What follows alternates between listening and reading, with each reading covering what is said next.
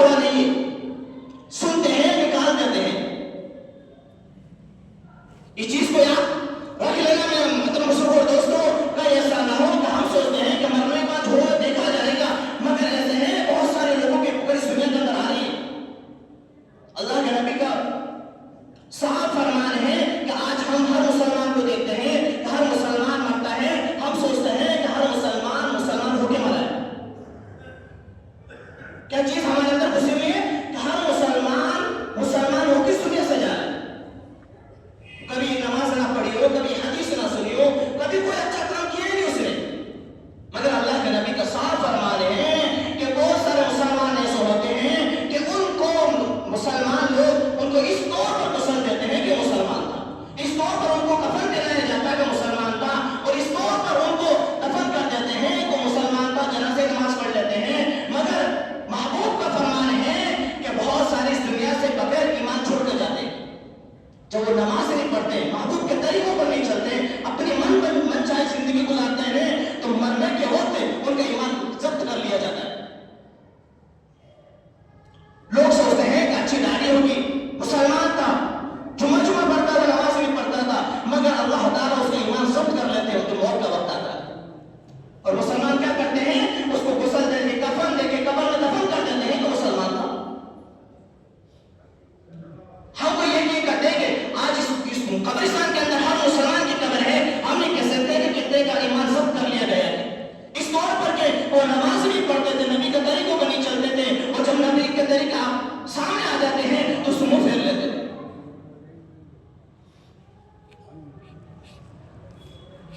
ہم کتنی دن تک زندگی گزاریں گے؟ آج کیا زندگی ہے؟ چل رہے پھر رہے کھا رہے پی رہے، پتہ نہیں چلتا ہے کہ شام کو سویا تھا، رات کو سویا تھا، اور صبح پتہ نہیں کیا ہوا، آنکھ نہیں کھلی اس کی.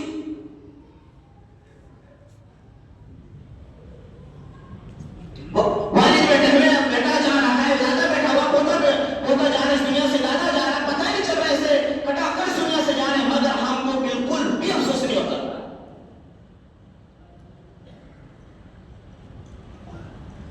اللہ نے ہم کو بیکار پیدا نہیں کیا اس دنیا کے اندر، اپنے عبادت کے لیے پیدا کیا، اپنے محبوب کی سنتوں اور طریقوں پر چلنے کے لیے اس دنیا کے اندر بھیجا ہے. اللہ نے قرآن میں صاف فرمایا لقد خلقنا الانسان فی احسن تقویم، کہ بہترین ہم نے تحقیق کہ ہم نے انسان کو بہترین بنایا، اچھا بنایا، ہم نے بیکار نہیں کیا انسان کو پیدا. مگر آج ہم نہیں سمجھتے اس چیز کو.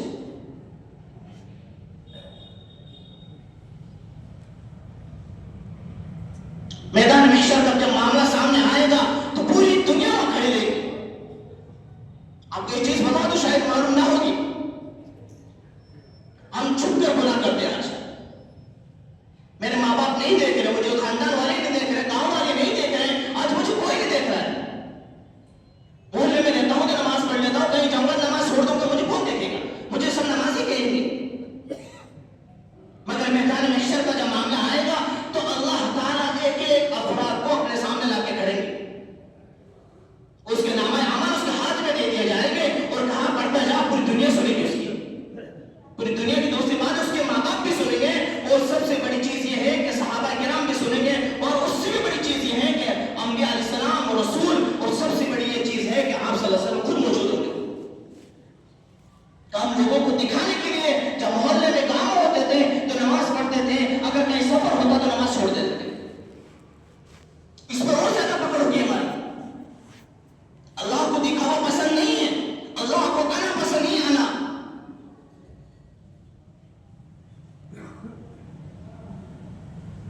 انا کا دعویٰ کیا تھا، آج تک اللہ تعالیٰ نے اس کو یہ صحیح گرا دیا. اس لیے ہم کو نیچے دبا کے رکھنا ہے کہ اللہ نے ہم کو کس لیے اس دنیا کے اندر بھیجا ہے.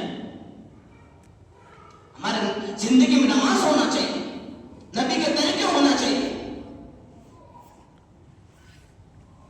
نہ کہ انٹرنیٹ سے، موبائل سے لوگوں کو سامنے تذکرہ نبی کریم صلی اللہ علیہ وسلم کا تذکرہ کرنے سے محبت کی علامت نہیں ہے.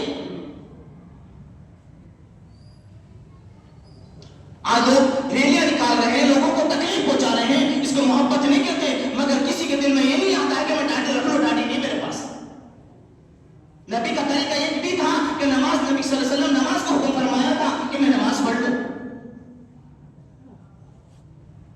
آپ سوچتے ہیں کہ ریلیں نکالنے سے اسٹیٹس لگانے سے محبوب سے محبت ہو جائے گی.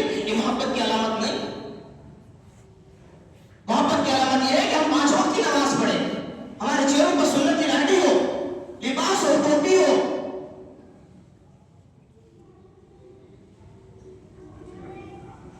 اللہ نے کتنے پیار سے قرآن میں کتنے الفاظ سے ہماری محبت تفسیر کیا ہے کہ کنتم خیر امت اخرجت للناس,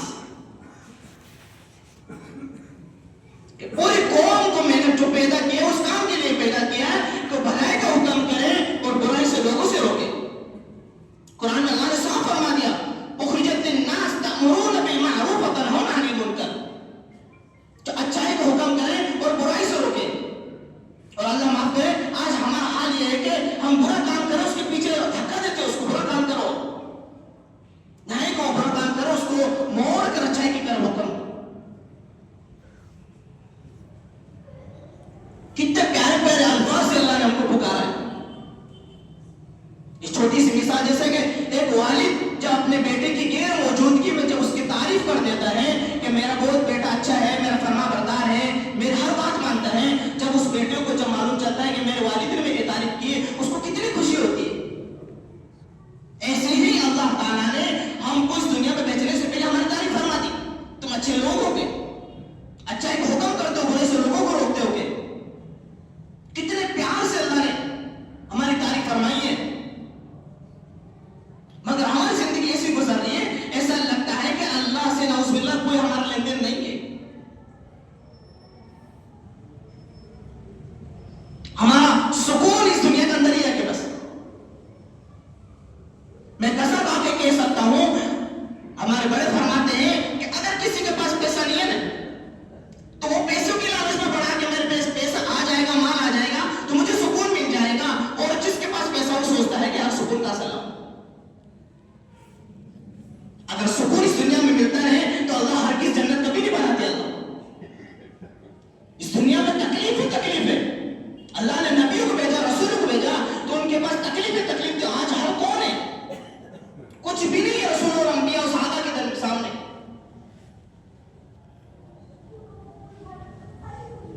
تب بھی ہم کتنے باتیں سنتے ہیں, یقین نہیں ہو رہا آج ہم کو.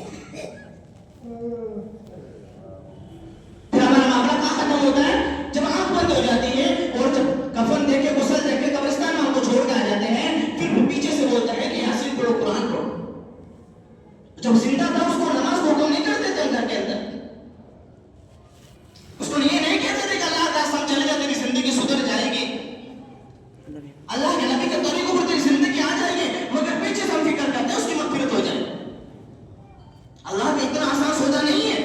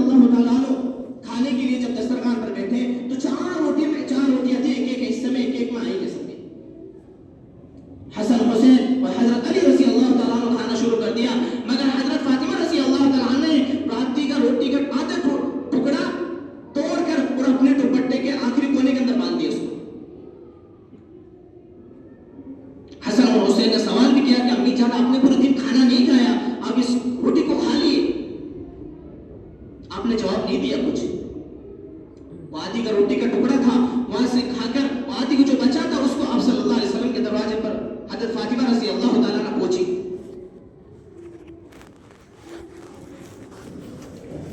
پھر وہ کھڑ کر آپ صلی اللہ علیہ وسلم جب نظر پڑی حضرت فاطمہ پر تو آپ کے آنکھوں میں آنسو جاری ہو گئے کہ بیٹی کیا کام ہوا کہ ابھی تو میرے گیٹ پر حاضری دی. تو آپ کے آنکھوں میں آنسو جاری ہو گئے. تو روٹی کا ٹکڑا سامنے حاضر کیا,